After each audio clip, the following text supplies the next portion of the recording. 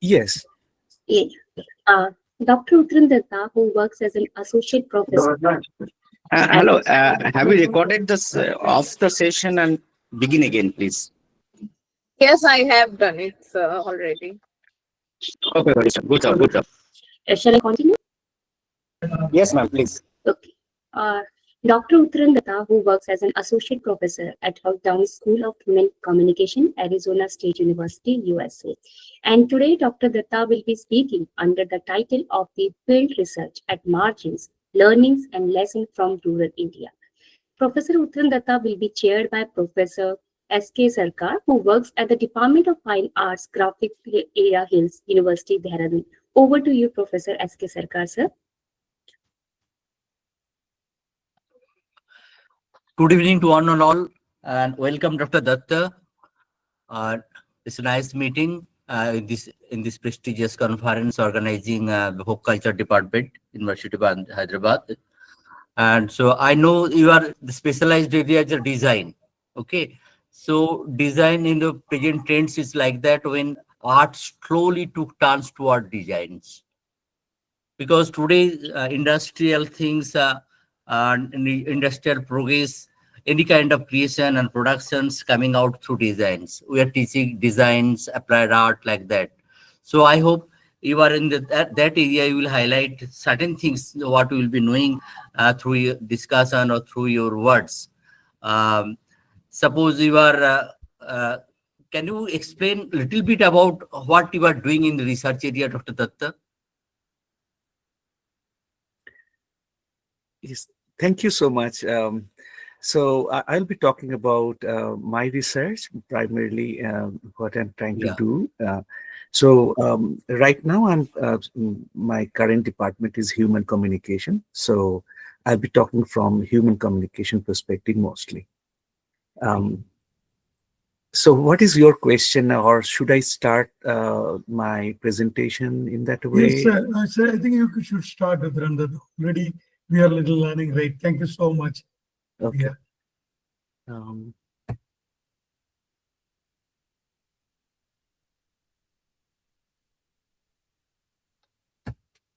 Okay, am I have the right to share things? Yeah, you can. Yeah. Okay.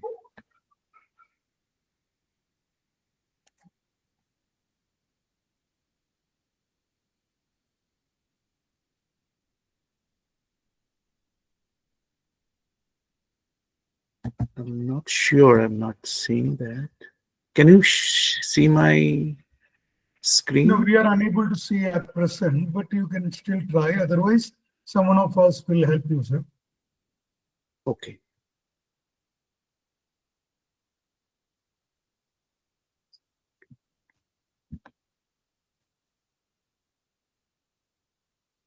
Okay. Is that visible right now? Not yet. Oh, yeah, it's come. Yeah, it is visible. Yeah. Okay. So yeah, so I'm from Arizona State University, and thank you so much, Shodamani sir, for your presentation. I was listening to you and learning a lot from you. So first of all, I don't know how much you will be here, so therefore I just want to take some time to give you the thanks. So we learned from him many things, like how Abbasuddin was rightly pointing out that how industrialization will lead us to the disaster of the folk world and so on. And many of the folk songs and narratives are at margins. So we need to really work together. And thank you so much for that. So let's start the presentation in formal way. So first of all, I thank the whole organizers who beautifully organized this conference, especially Dr. Intejali and others. I don't have the opportunity to meet all of you, but I want to thank University of Hyderabad as well for this beautiful conference. I want to say that this is a critical issue which you are emphasizing at this moment, particularly in the context of the global south, and things are happening, the geopolitical things are happening throughout the globe. This is a very important discussion. In the context of South Asia, what I'll be emphasizing in this particular talk, I'll suggest that many of the culture are on the brink of extinction. And these endangered culture are needed to be emphasized in a way so that people can listen to them at least before they get extinct. We should do something so that we can save some of the essence of those cultures. As we know, the languages which are marginalized and the culture, those who are marginalized, there are economic and power implications because those languages and culture, because they are less powerful, the next generations of those cultures are not very attracted to promote them, and therefore gradually it is disappearing. Therefore the voices, expression, knowledge, they constantly get erased. It could be from the negligence from the power structure, or could be the strategic ignorance. And we also need to go beyond the genre of art and craft and design, etc. But we need to preserve and promote this culture by inviting the transdisciplinary collaborations from engineering, medicine, and everything, because these people who are practicing these art forms, these cultural forms, they're not just artists, but they are experts in their areas. They have profound knowledge of medicine, which we never recognized. They have profound knowledge of engineering, we never recognized. They have wonderful knowledge of astronomy and all the science and technologies, which we kind of tokenize them as kind of a gimmicky way to exotize, make them exotic, but not really giving them the dignity they should deserve. So therefore, we all needs to work with them. And I'm talking these things coming from my background from IIT Bombay, is that we technologists never recognize them as profound science and technology practitioners. So we all need to be together to define and imagining a sustainable future where we can work from all across the field towards preserving these languages and cultures.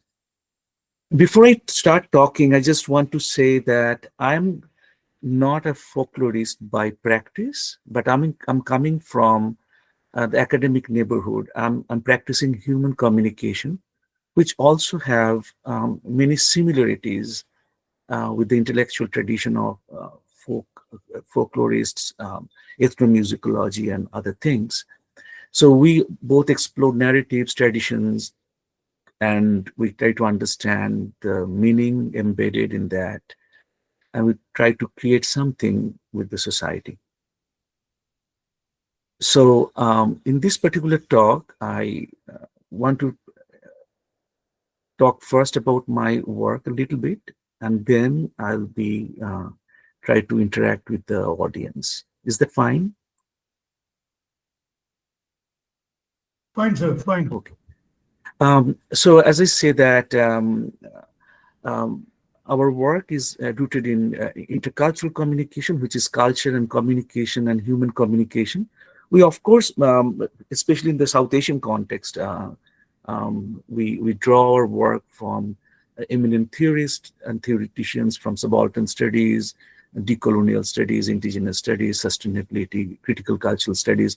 I don't want to kind of make my talk very theoretical or something, but rather than I'll be telling some stories or my experiences from the field. So So I strongly believe and committed to action, and activism before theorizing or theorizing. Theorizing is very important, but at the same time, I think this is the time to act, because when every moment we are losing very, very important art forms, very important expressions, and when I say losing, they are gone forever. We cannot reverse and revive them. Even if we revive, that won't be the original form. So therefore, in my work, field research is very important. I believe in empiricism. Empiricism and practice are very important for me to make meaningful transformation at the margins. So those kind of things, I just want to kind of give a prelude to that. And one story I want to share with you before to the next slide is that when I start working in the field many years ago, I noticed, at least I have two experiences, one in Purulia and another one is in Jalpaiguri. Both the communities told me, okay, you came here, you were collecting data, but what you're doing beyond collecting data as a researcher. And they actually teach me that if you come here ever or any field, do something for us. You are doing your field work, your own academic research for your own narrow purpose. For example, getting published or getting a job. But what about us? We are missing. You will forget us. You will just write about us and that's it, because you are in charge of everything in your research. But don't come here if we just want to collect data. So I think that two powerful experiences I have at the beginning, unfortunately, beginning of my career, that teach me that if I ever have to go there, any field, I have to do something beyond just collecting data and publishing them. So I understand most of the people here are from India, and particularly eastern part of India primarily. But I want to talk about South Asia because I think we need to recognize that we have many similarities in various parts of South Asia. Not all, but to a great extent, because we are the home of numerous cultural groups, indigenous communities, diverse languages. Also, what my previous speaker was mentioning is unorthodox and unorganized religious practices and the traditions, Islamic and Sufi and Bauls, who are at the margins of linguistic religious landscapes. They are constantly enriching us in many ways. As probably mentioned by me, that economic and power disparities is very important because their words never heard and never reached to us. We only, some people just represent them, but their actual voices are missing. My previous speaker also mentioned that 99% or 98% of the actual songs or the narratives are not reached to us ever.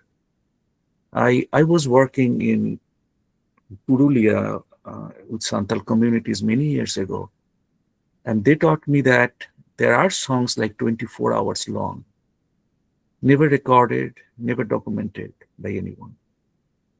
So those are the things, and the important thing is that only a few people can sing this song.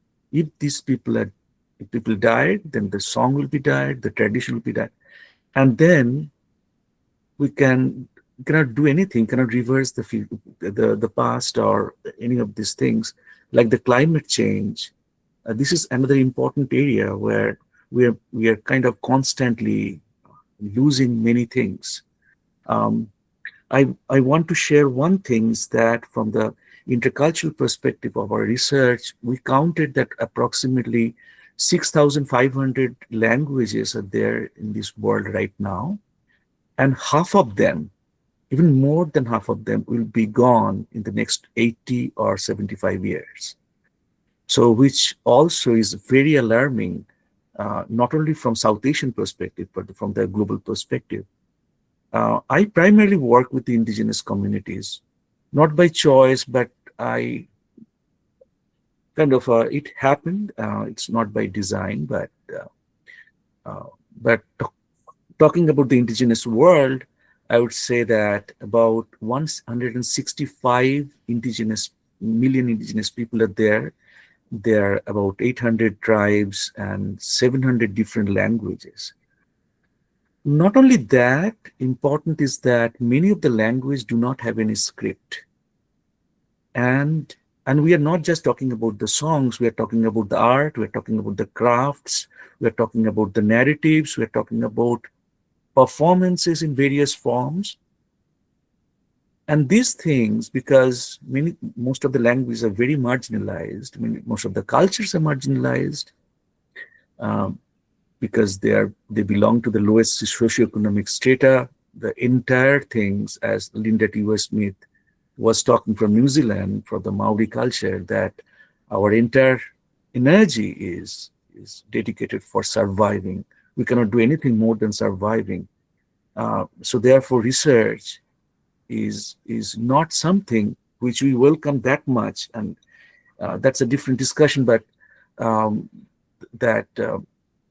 surviving is very important in these areas, and the literacy rate is 28%, according to one 2016 survey, because we have not surveyed. I think the last census we missed because of COVID, so we have data. We don't have data beyond 2011. So these are a few things which is in the context of my research. I'll be primarily talking from two academic subdisciplines. One is from communication for social change, and another one is information and communication technologies for development. And how can we preserve, revive, and foreground the folklores? And how can we create infrastructure, primarily communication infrastructure, for a thriving future? So, and I'll be talking about my decade-long research in rural India, focusing on the marginalized culture, marginalized linguistic traditions, and how can we contribute to do something. My work is just one way of doing things, and I think that, and I couldn't hear many of the speakers because of the time difference. This is about this early morning here at Arizona. We are in the desert. Yeah, so we cannot attend all these things because of the 12-hour time difference. So the things I experienced during my field work is that the enriching linguistic diversity, which is enviable, is wonderful linguistic diversity, but literacy divide. People cannot read, people cannot speak in the languages of the power structure, English or any other powerful Indian languages or South Asian languages. Limited access, skills, and knowledge about technology. People cannot speak for themselves, and technology world is mercilessly creating barriers, and they know that very well, but they're not doing anything about that. They're creating new versions, they're creating new technologies, and the powerless people, those who are less skilled people, the divide is increasing than ever before. Geographical isolation is important, and it is true for many of the indigenous tribes and the Dalits and various people. I also want to talk about the stigmatized populations. Communicative barriers, they're not very comfortable talking to us. There are so many skepticism because the damages we did so far. as males, as Western educated population, and that this valid skepticism, they should have that. And erosion of local knowledge constantly. Every day we are losing our important knowledges, and unfortunately we are busy with our survival, and we cannot do much about preserving these languages. Building trust, as I kind of indirectly mentioned, where it's very important.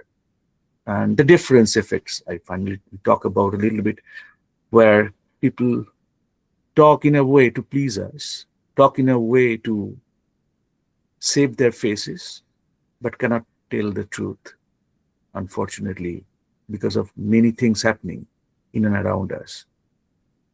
But above all the challenges are there. All the challenges were there, but they've shown remarkable resilience and capability to thrive, even if there are so many barriers, and which is inspiring, which makes me alive, makes people like us alive. Because with all the hopelessness, they have some magic of hope, which we need to, which is called human agency, which we need to be careful about. We need to reclaim those dignities for them. We need to give them their due respect. So the research strategy, I'm not going to talk a lot about the strategies and how I use my intercultural competence and working with the community to co-develop in their homes, meaning not from outside, but staying at the site, etc. I work beyond Bengal. Bengal is my primary research regions before COVID era. Then I decided also to I diversified my research regions to across South Asia, Nepal, Bhutan, and many of the Indian places, especially the border of Tibet, border of Pakistan, border of Myanmar, China, and the central part of India. So I try to understand that, how people communicate, how people are working in various ways so that the marginalized people can be heard, and can we create new methods and processes to help them to raise their voices. So I'm stopping here. Before I start my 2 case studies I want to share, if there are any question or comments anybody want to talk about, then it would be great. If not, then I can continue and talk about the 2 cases I want to share today. Maybe Dr. Uttaran Datta, we will take the questions later on. If you finish, if you start, you continue with your presentation. Sure, thank you. So, two case studies I'll be presenting today is one is from the ICT 4D genre, which is information and communication technologies for development, and how can you use them to preserve and promote, revive the narratives from the margins. So first of all, the first thing is that how can a Western educated non-indigenous male can be trusted by community? So trust building is very important, because the people like me who are kind of conversing in a way that is very engaging or welcoming, but they still have skepticism because of our the things our previous people have done. So that's one thing, and that's a different discussion. So I'll be very brief here.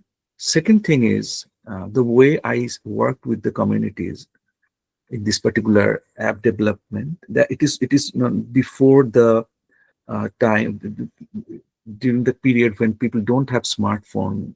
Everyone don't have smartphone. They have some phones or something. They don't have, and Chat GPT and other things are not there. So basically we started with the community and then start talking to them. Many of them have wonderful painting work. Some of them have beautiful songs and stories and performances.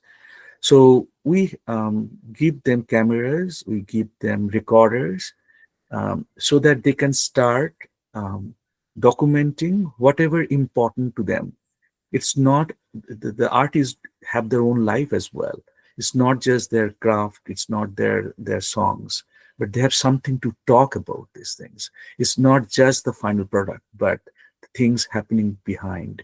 So we give them to record, document their inspiration, their processes, their thoughts, their philosophies, their visions. So, and then using those things, we're also give them some kind of tips how to use these cameras to make the recording better and something like that. And then in the photo voice session, we give them the opportunity to elaborate and contextualize their visuals, their recordings, etc. That was the first part, to give them the familiarity with the technology and how can they contribute to the emerging landscape of technology and information and communication technology. When they're familiar with that, then we invite them to do the community-based design apps. So how can we design this together? And one thing they did is that, first of all, we have a session on community-led drawing session so that we can design the icons for the app, because we cannot download them and then use. For example,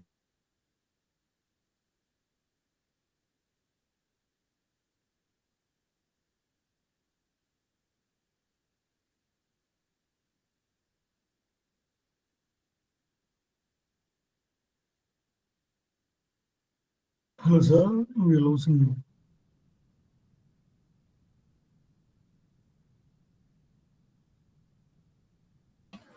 Yes, I think so. There is a network issue. It's all because of the time zone. Maybe if someone can connect him. that's an important part of their culture. But in North Bengal, their representations are different, and various parts, every village, their representations are different. So it is not an universal way to design or creating apps. So, but rather than we can create something particularly relevant for that particular community. So I'll be talking at the end probably the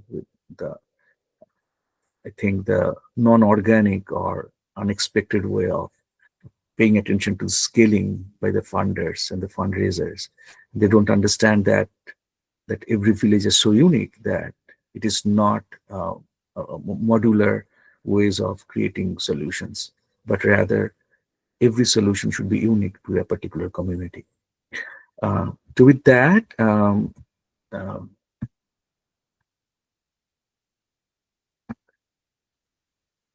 and second thing is, then we sorted those images, we select which, so because many groups actually drew during the sessions, and they actually select which particular drawing is actually representing their communities and different icons.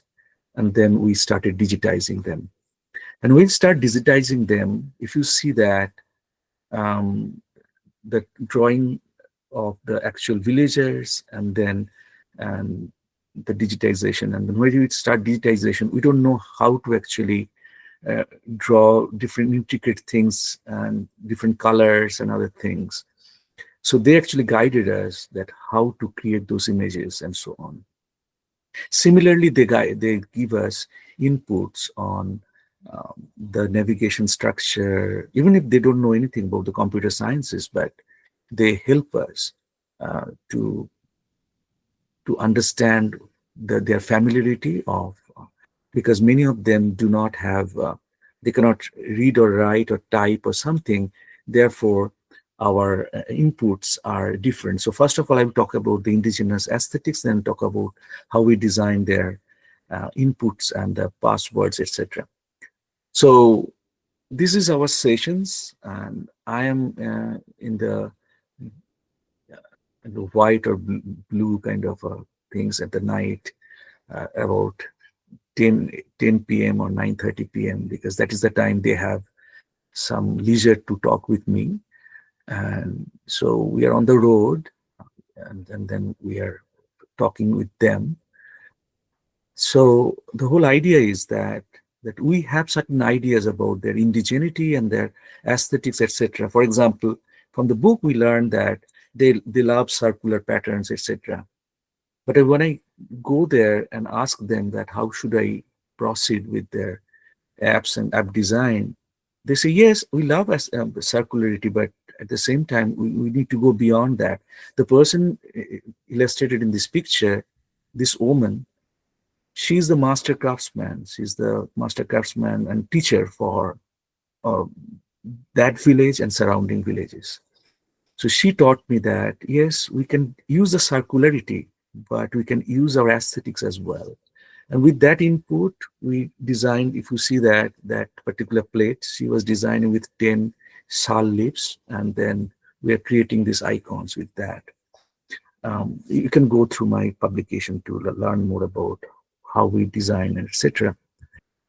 So, and another thing is that how can we create their inputs? They don't know English. They don't know any other languages that much frequent. I'm not talking about one or a few educated person from the village who used to behave like they know everything about their culture. We are more interested about those people who are neglected within their villages, those who are not much articulate about themselves, or they don't know anything, who are mostly uneducated, because they might have potentially profound knowledges. So we are not just talking about a few educated people from a village, but rather than everyone. We have to design something where everybody can read their inputs. So therefore, we are coming with a multi-prong. Again, go to my publication to learn about this thing. So how can you create multi-prong inputs, not only audio and visual, but also scribbling, also how can you use your voices and screaming and any other things like gestures, etc. And also if you can type, of course. So there are multiple ways of creating that input screen. We use that, in one setting. Also during our password discussion, because they don't know anything about ABCD, etc. Because most of the computing devices are using ABCD, because English is the predatory language, kind of.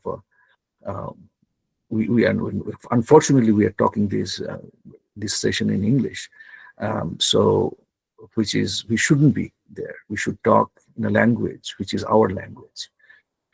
So we created a language of passwords which is coming from the local things. So they choose some of the things available in their home or they're familiar with, and we use them as the prompts for. So for example, your password could be one hammer, one carrot, and 2 tomatoes, and that could be your password, not just something the way. So it is co-developed with the community members, that how can we create some language for the illiterate communities.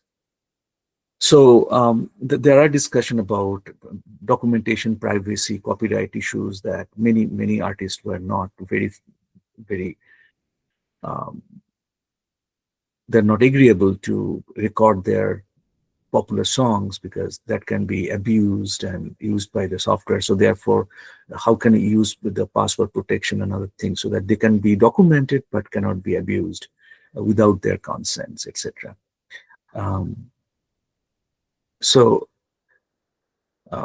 Yeah, so these are the few things we did in this particular app.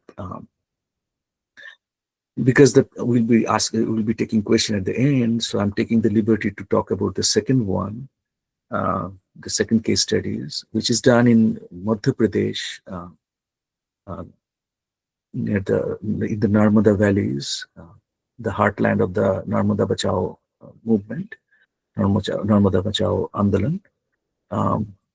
And in that particular regions where Mitha Patkar and other people are working, in these particular areas, I'm talking about Alirajpur district of Madhya Pradesh, which is the least educated district in the entire India. So, and that is the precise reason why I chose Alirajpur for my work. And in Alirajpur, there was fortunately one functioning real medium school. And initially there were 4, but right now one is working well, another one is kind of on and off. But I went to one school which is running, and it's ran by an alumni from IIT Kharagpur, who dedicated his entire life for the work for the indigenous people. Fortunate, the people like Intaj, people like that person, they are hopes for us. So um, you all are working wonderfully. So and because of you, we can work with the communities together. This particular school was keen to integrate technology in their curriculum and beyond for their future career prospect, etc. This is a K to 8 school, kindergarten to class 8. They lose their lands, they lose their hopes, they lose their everything because of the Narmada River. That's a different story. These people are working for the joint forest movements and management, and other things. So first of all, we need to identify problems and ideate what to do in that particular regions. So they actually tried to create some digital communication within the school system, as teacher, student, etc. But and they were initially successful, but they cannot reach the globe because the particular school is within these are mountainous regions, and so there are so many obstacles in terms of high mountains. And also the technology never survived a lot, so they wanted something to do which they can use their local efforts and they can also reach the global audience, etc.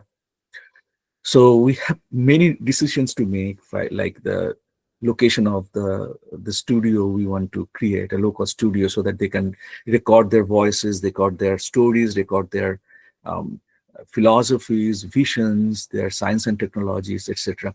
So we need to create a studio for that, so that they can record, they can edit, then they can send those things in. So it cannot be externally driven. It should be internally driven to be successful and sustainable. And we have to, for days, we have to walk on mountains and to see where the signals are really strong. And then we finally decide our location, etc. We design the studio like a very simple mud house. So in their words, the building looks like a village house from the outside, and from inside it looks like Bollywood. So it should be created some way so that it is maintaining all the standards of recording studio from inside, but from outside it should look like our houses. Okay, and one thing I want to emphasize, that in terms of organizing, villagers actually work, they divide their tasks and schedules.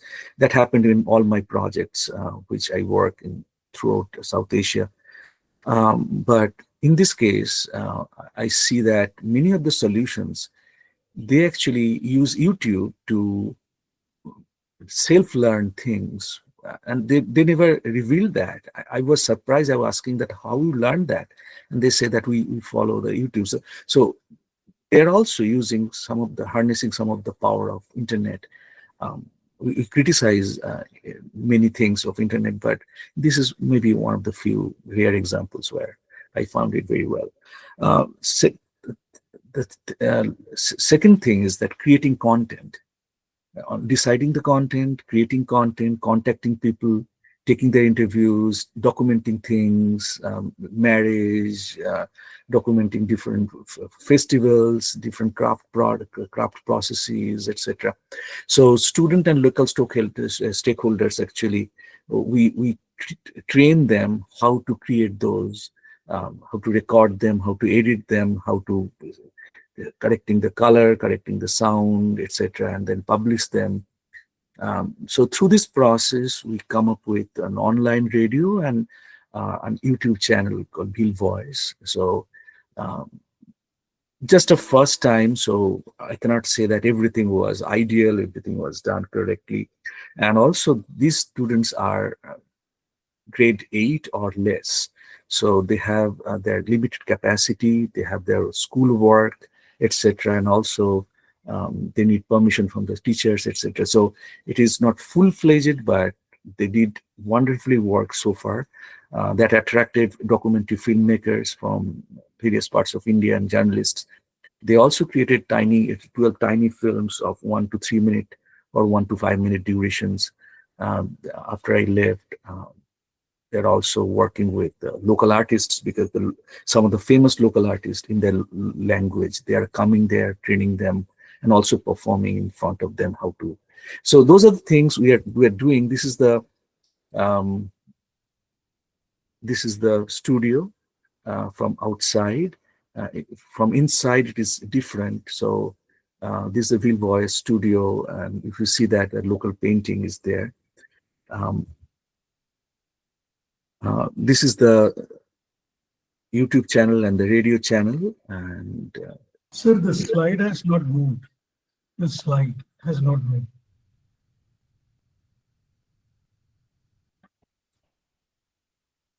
is that fine? Yeah, we are still in the, yeah, now it's there. Thank you. Oh, okay, sorry. Probably, have you seen these pictures? We now got Bell Voice, Madhya Pradesh. Then I think the next slide may have the Okay. studio. Okay, yeah. So this is the studio, and this is the channel, and we work together, as you see that. And from the scratch, we created a studio, and then we visited many local studios to learn how can we design a studio in the local areas using low-cost materials and so on. And we are fortunate that they teach us how to do that, and the villagers understand that, and they actually replicate some of the elements as and when needed. And this is the studio recording session. We have a small library. It was just beginning stage, and this is the editing space. Nothing elaborate, but from inside it is different. Yes. Sir, Yes. your slides are not seen. This is only the posted. We can see in the slide only. Yes, now it is visible. Now visible. Your slides are I'm not so moving. sorry. I'm so sorry. Yeah. Please let me know as and when I need to do anything.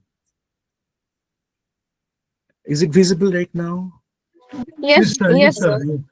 Okay. So this is the studio construction time, and this is the reception area. This is the library, editing space, and the actual studio. It's a very small unit, but it's effective, in certain ways. So I want to. I think there are some technical issues we are encountering. I'm so sorry for that. So I'll finally conclude. This is my concluding slide. I'll be talking. This is a little kind of a congested slide. I'm sorry for that, but going beyond the actual rules for designing slides. But I just want to make sure that everything I covered should be there. I believe that, and I again congratulate the organizers for doing a wonderful work. I think role of government in terms of preserving culture and promoting culture and visibility of folk artists and economic empowerment of folk artists. I think these issues are maybe covered. I've not heard most of the presentations, but I'm guessing that this would be the case. So I'm not talking about them. I'll be talking about briefly about the influence of the local elites and their dominance in these areas of discursivity, because what I noticed that a few people from one particular regions or one particular village, they talk everything about their culture, which shouldn't be there as a preservation or conservation or reviving the folk. That is the counterintuitive process. It is not going to be it is not going to be effective in long run, because that is creating another layer of dominance within the community. That's one thing I noticed, which I think that whoever is doing research to be very paying attention to that the same person who is a little bit educated and can talk a little bit better than others can dictate all the conversation, and their views become the community views. That shouldn't be the case while we are doing research. Second thing is the transdisciplinary initiative, that science, technology, innovation, even the area of economics, commerce, they all should meet humanities in this journey, in this particular, I'll say, battle for reviving the folks and the lores from the margin. So transdisciplinary initiatives are important because we cannot fight alone. The technology is creating huge problem, different political things, different, I would say, different geopolitical tensions, many other social, political, cultural barriers, along with all the technological problems, economic problems. We cannot fight this battle alone. We need people from across the academic landscape to work together. Another thing is that we shouldn't do uncritical scaling of universal solutions. For example, one app designed by somewhere in California, and that is, all the people should use to reviving or saving these cultures. That probably is fine for their market purpose, for their economic purpose, for profit ventures, but not for this kind of serious interventions. We need to create something by paying attention to the local culture and their aesthetics, their visions, etc. So we need to be careful. How can we design something which is really for them, not by us, or not for them, but with them and by them. We have done enough research for them, and that is the problem. Research should be done with them, research should be done by them. So we should be co-creators, not outside experts. And that is what I'm going to talk about, the methodological innovation. We need to go also beyond the qualitative art-based methods, which are practiced mostly, but we need to create new methods for these things. For example, many methods, primarily which are developed in the Western context, are not always true, not always effective in local settings. For example, I created 3 methods by myself for doing that. For example, first one is iconic legisign guided interviews. So basically, what we do is that we can create pictures together, we can create things together, and that guided us in the interview process. They create their questions. We just document them because we don't know the landscape. By reading 1 or 2 pages in some anthropologic or any other journals or books will not give us the full idea of the complexity of the people. People can come up with their complexities, their crises, their conflicts. They can create their questions. We can guide them. We can inspire them. We can catalyze them, organize sessions to do that. So this method is fairly successful so far. So that's one. Second thing is unlearning, relearning, and co-learning, the URC method mentioned here, which is basically we need to really unlearn what we learn, relearn, and co-learn with them. It's a process of understanding them better. And also another piece I will be talking about, another methods I created is called decentering expertise within me. We are very, after getting a PhD or a job or something, we consider ourselves an expertise or experts in certain language, a certain field or something. We need to dismantle them. We need to question our own expertise, how much we know, for really understand the problem of the people. And I think that if we decenter ourselves, the community become in the central component, and we can definitely part in the periphery to document or learn from them to create solutions.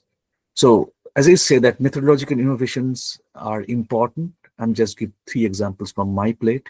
There could be many, many examples from other people who are doing wonderfully important works. And finally, I think that AI, ChatGPT, and all other things, there may be market, they're attracting funders, they're wonderfully successful, they're profound in their own ways, but they are also kind of contributing for digital exclusion and erasers, and especially those areas where the low resource language is a term used by used for those languages for which they don't have any much internet data or resources available. For example, Toto or any other languages, even the Santali and other languages, they don't have much resource in the internet, so they are considered as low resource languages. But importantly, there are no resource language, not even the script is available in those languages. So AI is not going to help them because we don't have enough data to feed the machine for the machine learning. We need different methods, different ways to do things. And where we are right now, we are working on that. How can we create something so that these people can be included in the landscape of documentation and other things.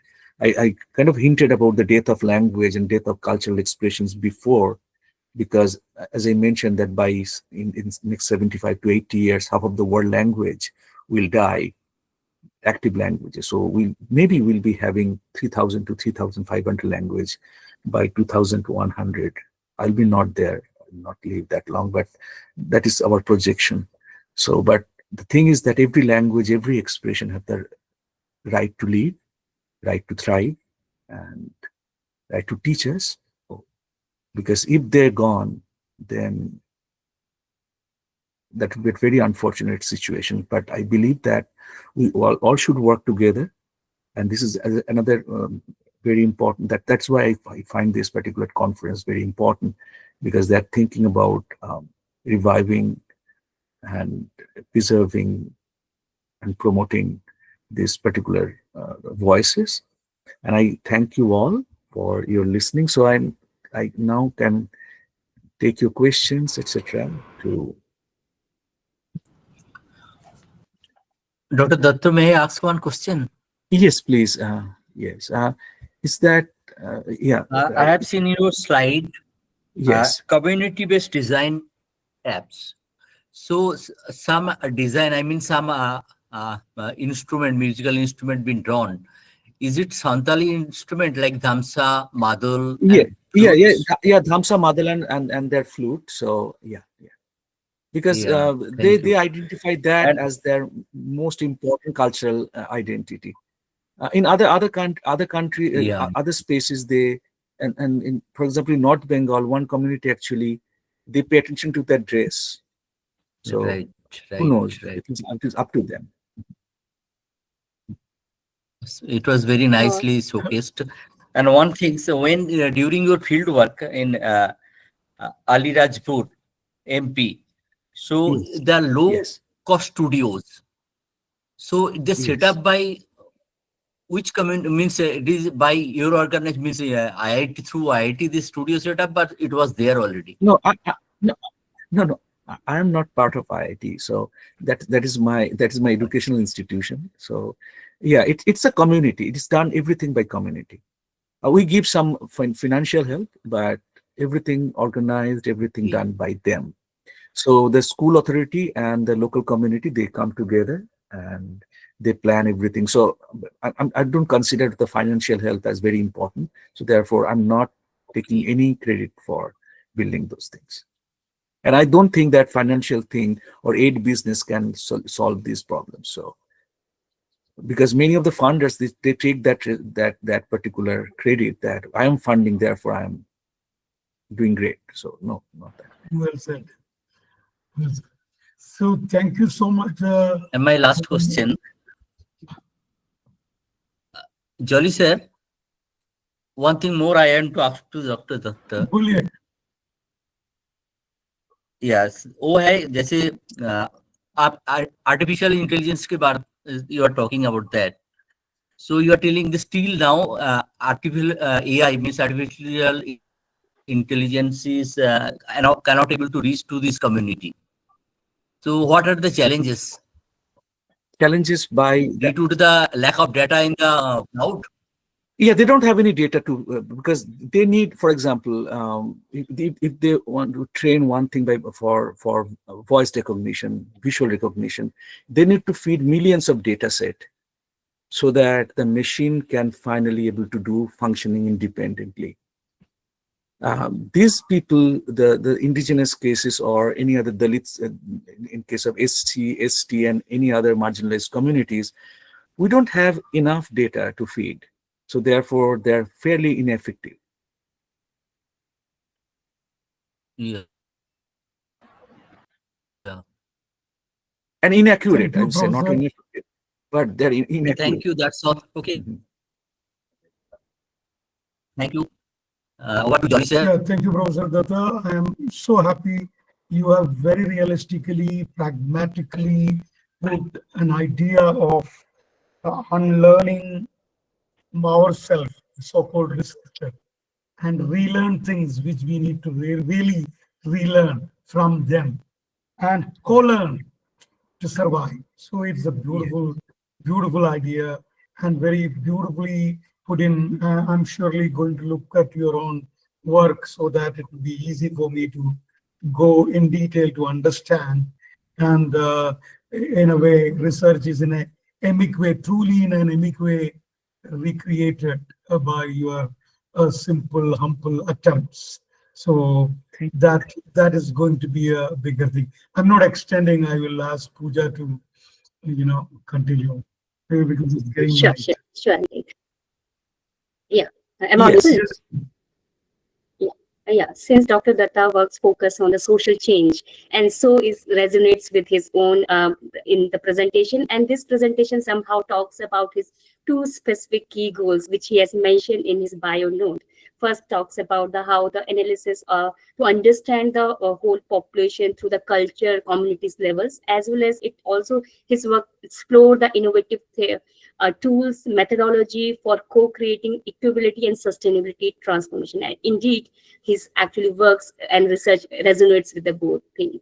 And it is well said that if language dies, culture automatically dies. And this session focuses on the idea of marginalization, extinction, and preservation. In terms of preservation, Dr. Datta offers the solution through digital tools such as community-based approach, YouTube for the documentation that we as a folklorist and researchers can think of it during our fieldwork. As a researcher and the folklorist, we need to focus on preserving knowledge for future generation as well. And I'm sure this session has benefited all the participants and researchers. Thank you so much, Dr. Datta, for such a lovely and insightful session. And I also thank Professor Sarkar for chairing the session. Thank you so much. You're very welcome. Thank you very much. Thank you. It's a privilege. And now we move on to another session. Yes, we will have a two wind-upping session like the reporting session. Yeah. Shall I? Yes, Pooja. Yes, Pooja. We'll go with that Okay. sections So, of our own coordinators. Yeah. okay, we have now almost reached the validity session, and for this, we are joined by Senior Professor Jolly Puthusiri. Jolly sir is the head at the Center for the Comparative Literature School of Humanities, University of Hyderabad. Jolly sir has been with us since day one of the conference, and his contribution as an advisor of the conference is really valuable and appreciable. Thank you, sir, for your continuous support throughout the conference. And over to you, sir, now. Thank you so much. I'm not extending. It was a engrossing experience for me to listen to many things, because I was not listening to many things for a long time because of many academic work here and there, but this is like amazing. Like, in fact, I have listened because of India's Ali's team's uh, dedication. That really made me to sit and, otherwise, what is the point of me as a partner? So it's like a life-changing experience for me, really, because I really liked the way the team worked. And our team was also very less people, but we all worked together. It had really made an impact, um, and uh, and beautiful way to end up with such a kind of a talk by Uttaran Datta sir. Very realistic, very pragmatic, and very energetic, where we get a chance to really think about how can we recreate, continue, relearn and co-learn and collaborate such kind of ventures to preserve, sustain, and continue the spirit. So I'm truly loud all these days, and I'm not extending it. Luckily, we don't have a validatory official session. We do have reportings by our own coordinators, so we'll plunge into that, isn't it? I think, Imtiaz, that will be the best thing. So I'm not extending it. I wholeheartedly thank CFSR and extend whatever possible from our own self to continue the collaborated work in future. So I'm handing over to you, Pooja. We can take it up with reporting by the Roy. If you just wanted to say something, it'll be fine. Okay, I'll come to the conclusion. Now we move to the final conclusion session of the conference, and concluding remarks will be given by two of the student coordinators, Dhruvananda Roy and the Filatin, on behalf of the CFCS University of Hyderabad. Both Dhruvananda Roy and the Filatin are PhD scholars from the Center of Folk Culture Studies, University of Hyderabad. Over to you, Dhruva and Filatin.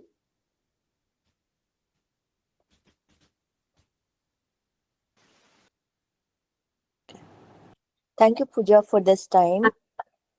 I shall be giving the concluding remarks on behalf of Dhruva Nanda Roy and I. Distinguished guests, respected scholars, and our young folklorists. Tonight, as we draw this curtains on the gathering, sustaining the folk, and an introspection into preserving and reviving the laws for the future, I have to say that I'm filled with optimism, looking ahead for the future of this conference and also for the future of folklore studies. Over these past few days, we have, and I also have personally witnessed inspiring dialogues that has bridged this traditional knowledge with contemporary approaches. So all the presentations that have been given have highlighted different innovative methods of documentation, of digital archiving, and community engagement that breathes new life into age-old traditions.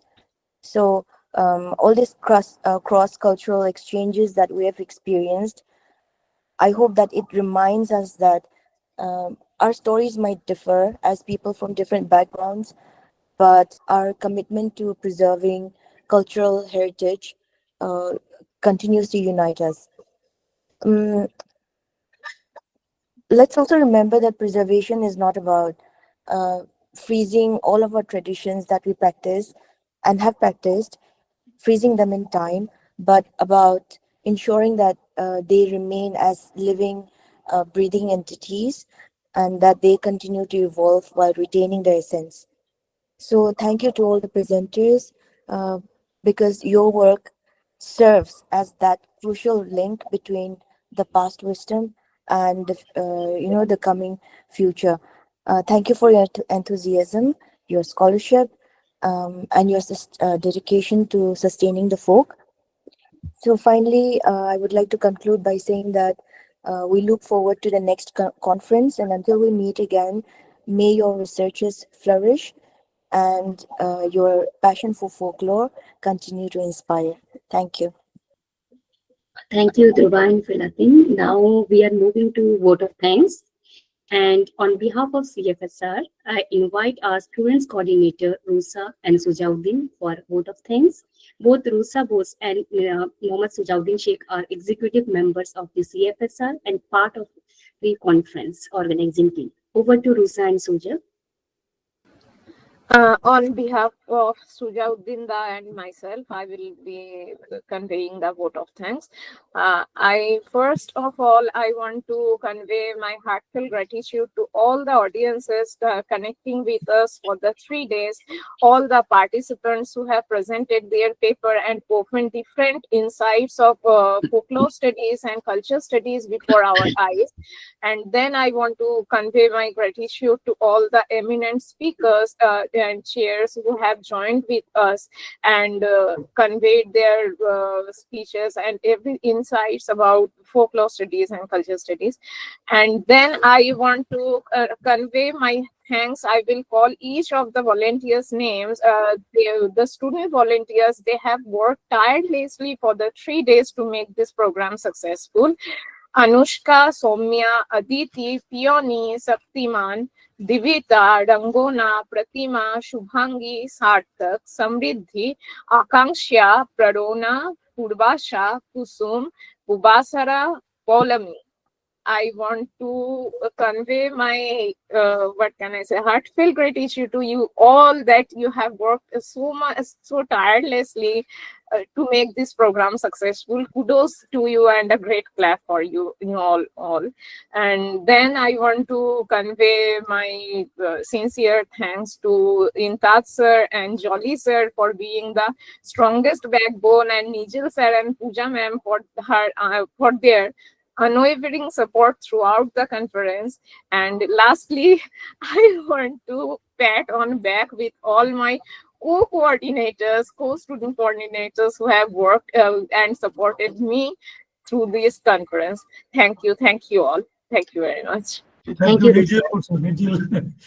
Yes, I have called Nijil's name. I have called his name. Okay, thank you. Oh, 3 days we have just with time and a lot of presenters. Yes, without sir's technical support, it couldn't have been possible. Sir, I have tirelessly put the screen sharing for all the participants.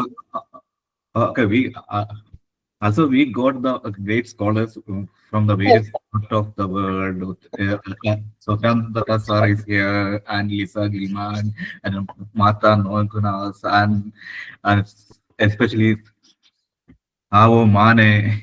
Yeah, so what a wonderful section from the Avo Mane. That's one. The panels, Sauram, am I the correct one? The interaction section is last section. Everything is great. I'm especially thankful to everyone. Thank you. Okay, I hand over to Pooja. Pooja, thank you for the yesterday section also. I'm a little bit busy here. That's all. Okay, sir. Thank you. So thank you, Rusa and Dr. Nijil. Now I invite Dr. Intihaz if he has to say a few words. Dr. Intihaz, please.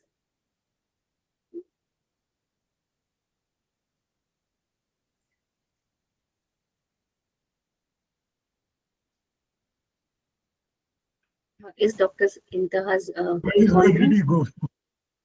Okay. Shall I then move on? Yes, ma'am. Please draw the card. He's there. He's there, na? Yes, sir. Hello, sir. Are you saying something, sir? Yes, Yeah. sir. Yeah, Please come on, draw come the on, man, official come card. on. Imtiaz, we want you to say something, some few Yes, lines, sir. because you are always there at the No, back. I'm technical staff. Technical staff. No, No, you no, are no. going Even to start with technical the staff needs ideas before, recognition. before this idea. Please. We want you to be on forefront. Anyway, so Imtiaz, do you want to say something? No. Validity is over or not? No, it's not over. It's about to finish. Okay. Jolly sir said something. Jolly sir has, I don't know, Jolly sir wish to say more.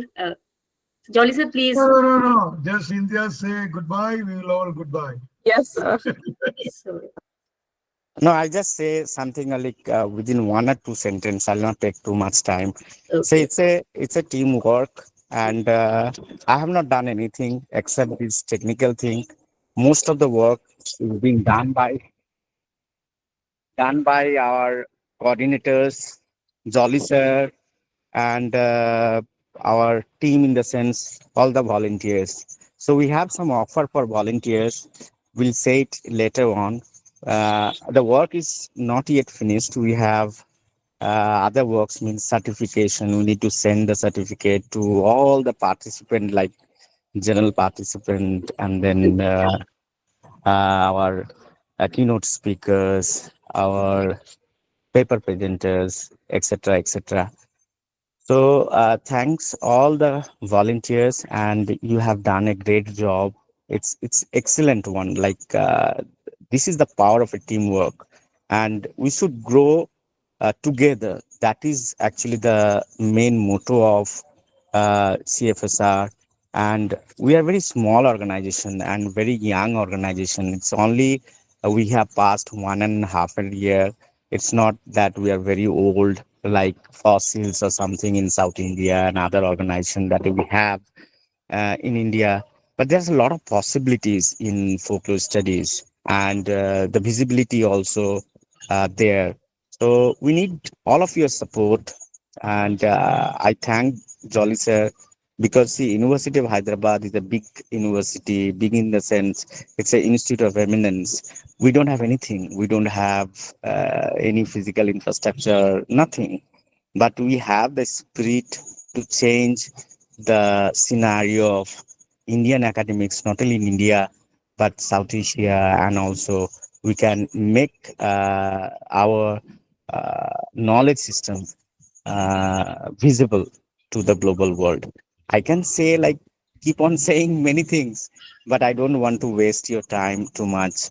And today we have a great performance, and all the keynote speaker, they have shared their experience, shared their knowledge, and we are very thankful to them. They accepted our invitation. That is really great for us, and we didn't get so much rejection in terms of accepting our invitation. But that is also a great work. And we'll create a feedback link for this conference, which will be easier for us for the third edition of Young Folklorist. Maybe we'll plan it not in March, but next time we'll do it in February. We have many plans to do, and discussing with our executive members. And also we have a designation this time, like general secretary, president, vice president, and cultural secretary, etc., as per the resolution done by the executive members. Here there are other people are working. People are not taking money for doing everything. They are doing in terms of love, in terms of their passion, and happening in Indian academics, that is not really no praiseworthy, because most of the universities, yes, they don't have funds. Even if they have funds, IITs, NITs, or Central University or Institute of Finance, they have a lot of funds. The outcome is very less. Outcome is very less in the sense they don't have time, they don't have passion. They do project,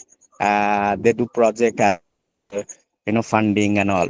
But our project is lifetime project. We believe in a relationship. We believe in networking system. I always move from to another. I don't have a house in particular. I feel like I live in this world, and every like any of is my home. And we have many dreams.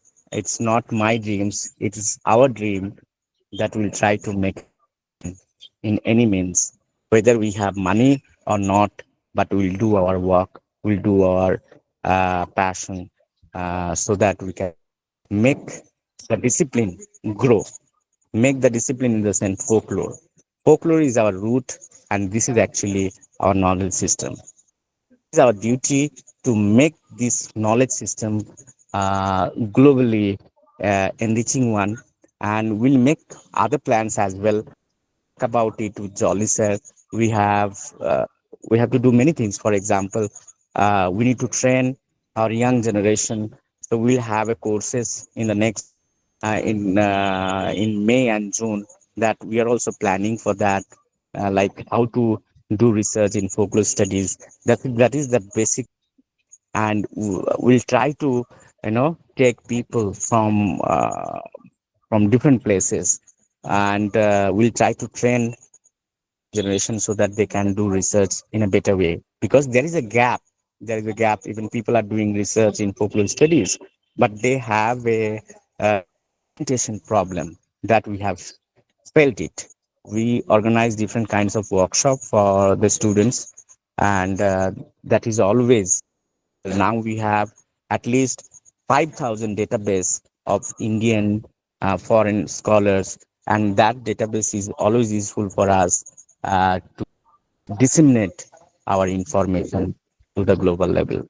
So thank you very much for joining us, and giving your time talk about it.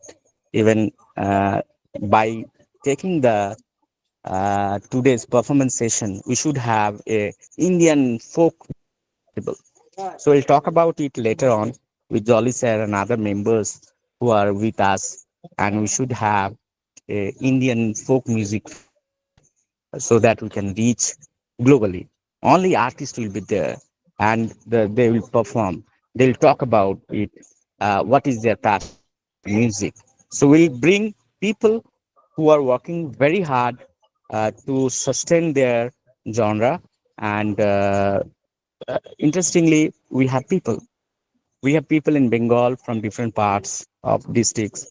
I have no connection with the other states. Maybe we need your help to bring art Tamil Nadu, bring artists from Malayalam, Kerala, from from Andhra, and we'll do it. And definitely, we have a dream, and not only our dream, we'll make other dreams also. মানে try to make it happen. So thank you very much. This is my uh, last comments for all of. Sorry if I have said something wrong. Professor Jolly, sir, if you wish to say something. No, we will wind it up. Thank you so much. Okay. Thank you so much. Yeah, so though the conclusion has been already given, but I will share my experience of being a part of the conference. I'll take just a couple of minutes. I would say that it was an enlightening experience for all of us, especially for me. I learned a great deal, both as an individual, as a member of the team. I would like to thank all the distinguished scholars, speakers, conference organizing team, advisors, participants, volunteers, the Shaktiman, especially whom I turn in at the 11th hour. Thank you, Shaktiman, for arranging such a wonderful volunteering team on short notice and giving me a quick reply to all my messages. And I also thank all the volunteers' name, as Rusa has already mentioned, but I would like to specifically mention their names: Dividita, Aditi Rana, Rangona, Anushka, Pratima, Shubhangi, Soumya, Sarthak, Samriddhi, Akansha, Parurna, Peony, Kusum, Purvasa, Sapratika Das, Prabhasa, and many others for making this conference a successful event. And I really apologize if I missed anyone's name. We will surely meet again at the North Campus Volunteer at your convenience. There will be a small treat from my end. And I hope you all will be connected with CFSR for forthcoming events. And thank you, volunteers, once again. Last but not least, I sincerely thank CFSR for allowing me to be part of the organizing team. As a coordinator, thank you so much. I hope we can organize many more conferences and talks together as a team. And I really look forward to such events. Thank you so much, and kudos to everyone. Good night, everyone.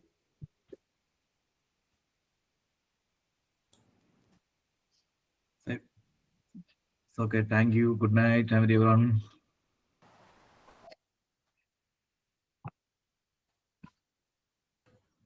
Good night.